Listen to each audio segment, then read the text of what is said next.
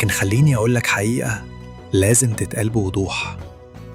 المتحف المصري الكبير بيعرض عشرات الآلاف من القطع الأثرية المصرية، وبيقدم صورة كاملة لحضارة عمرها آلاف السنين.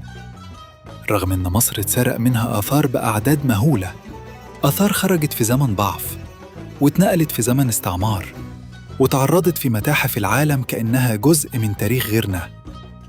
التقديرات بتتكلم عن مئات الآلاف بل ملايين القطع الأثرية المصرية موزعة النهاردة في متاحف أوروبا وأمريكا، في لندن، في باريس، في برلين، في نيويورك.